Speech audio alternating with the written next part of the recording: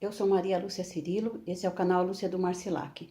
Hoje eu gostaria de estar falando para vocês sobre o fechamento da escola EE Noêmia Campos de Sica, no bairro da Ponte Seca, e que constitui uma grande derrota para nós, a maior derrota, eu creio, para a associação, dentro das nossas lutas, das nossas reivindicações.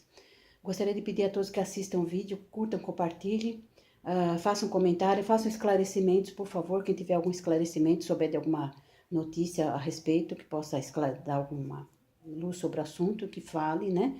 E também gostaria de falar sobre o vídeo anterior que eu havia feito sobre a questão da base do SAMU, no Imbura. Gostaria de enfatizar aqui nossos agradecimentos à senhora Marisa Santilli, pelo seu empenho na manutenção, né, na manutenção da base, pelo permanecimento da base no Imbura. Eu não sei como que está hoje em dia, porque já faz algum tempo que eu me mudei de Marcilac, mas eu espero que esteja em funcionamento.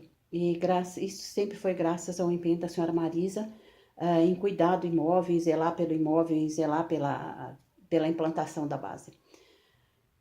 Então, eu gostaria de estar falando a respeito desse assunto, que foi assim, nós conseguimos o transporte escolar, que foi uma luta muito grande, inclusive na época do que a gente já fazia as reportagens, a nossa luta pelo transporte escolar, a dirigente de ensino havia comentado sobre a possibilidade da construção de uma nova escola na região da Ponte Alta, na estrada da Ponte Alta. Inclusive, eu fui levada a conhecer 2 terrenos que haviam sido oferecidos em doação para a construção de escola.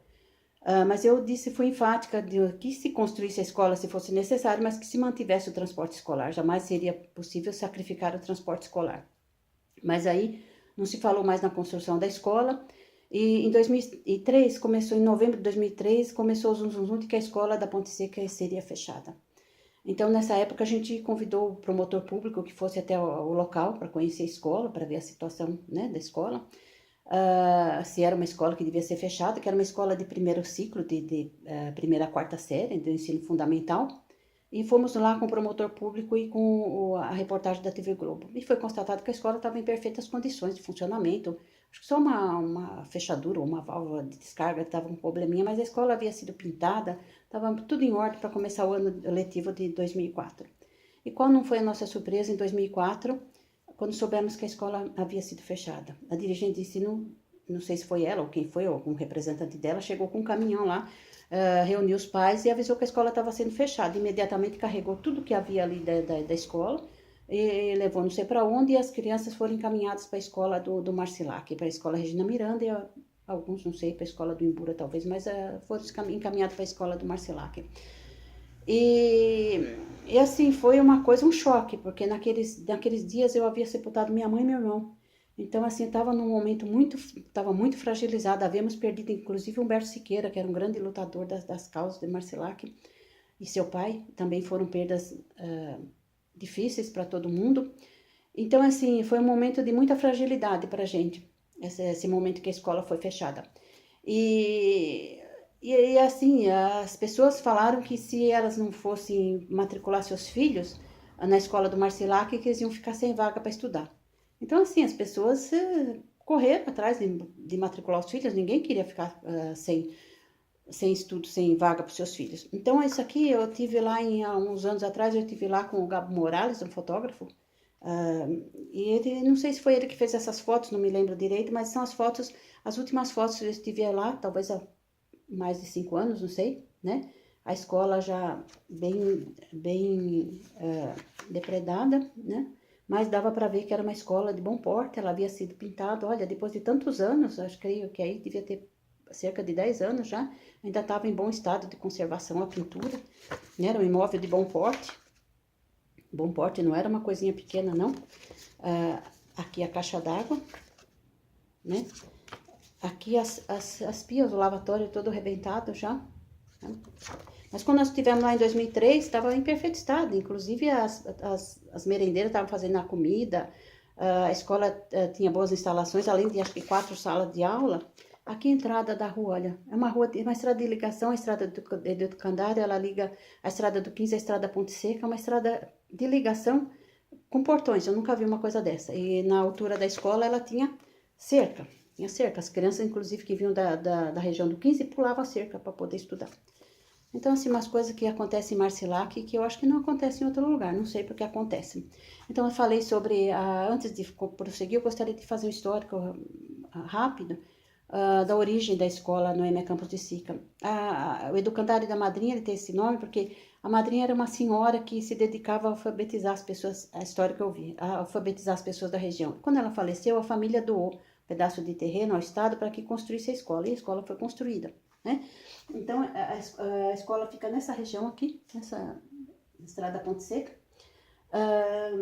um ponto muito estratégico, né? E a Estrada do 15, ela vem a Estrada do Candara, ela vem daqui da Estrada do 15 até aqui a Estrada Ponte Seca, fechada, uma estrada de ligação fechada, importantíssima fechada, não sei por que isso.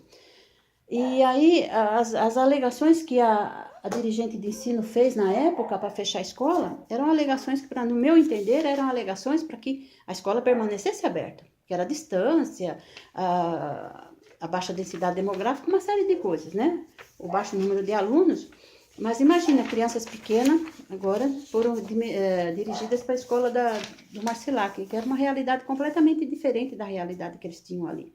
Uma realidade rural, eles tinham horta, aprendiam a fazer horta, jardinagem, fazer algumas coisas ali, muito importante para eles, para a realidade deles. E eles foram direcionados para outra escola, já uma escola numa região urbanizada, escolas que já passaram a conviver com outros problemas, com violência, com bullying, com a presença de drogas, a promiscuidade, uma série de coisas de uma escola maior, que a escola Regina Miranda e até o ensino médio, eles foram conviver com adolescentes. Imagina hoje em dia crianças de 6 anos, né, saídas do meio do mato, praticamente, por assim dizer, para ir conviver com crianças que estão acostumadas com uma outra realidade, né? Então foi um choque muito grande na época, creio que continua sendo um choque grande até hoje. E aí tem aqui a documentação, né? Tem um monte de documentos, né? Do Ministério Público questionando a Secretaria, a Procuradoria de Justiça, Procurador-Geral de Justiça, olha, né? A Secretaria de Educação, COGESP, a dirigente lá, o pessoal respondendo aos questionamentos, né? Apresentando os motivos do fechamento da escola, diz que a escola havia sido depredada, que não sei o quê, que uma série de coisas que a comunidade havia, né? E a comunidade nega que os motivos eram outros. Os motivos eram outros para o fechamento da escola, segundo a comunidade. E assim, a gente fez muita movimentação, muita documentação, né? Muita documentação, muitas respostas, isso aqui foi para todo mundo, né?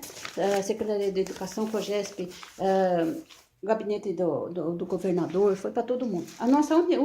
Os ofícios, né? Todos os ofícios que a gente fez, falando do assunto, apelando para todo mundo.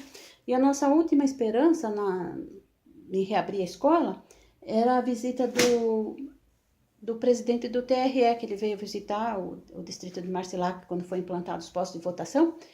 E a esperança da gente é que ele intercedesse junto ao governador. Só que, assim, no meio do caminho que a gente estava indo para Ponte Seca, estava chovendo e as estradas estavam ruins, havia chovido naqueles dias, as estradas estavam muito ruins, e ele foi convencido a não fazer a visita. Então, foi, assim, uma coisa muito triste.